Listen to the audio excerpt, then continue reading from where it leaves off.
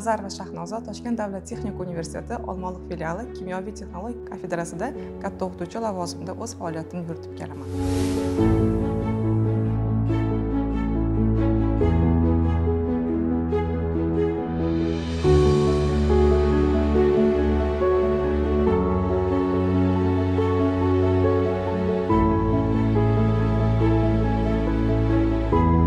Hozirgi kunda men texnogen eritmalardan kobaltni ajratib olish texnologiyasi bo'yicha o'z ilmiy ishimni olib bormoqdaman.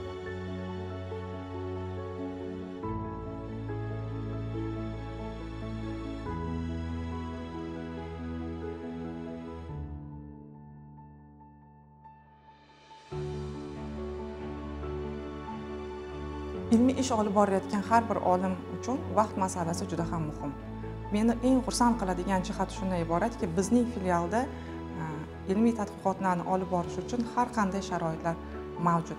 Ya'ni laboratoriyamizda moddiy texnika bazasi juda ham keng va har qanday metallurgiya, kimyo texnologiya sohasida ham ilmiy tadqiqotlarni olib borishimiz mumkin.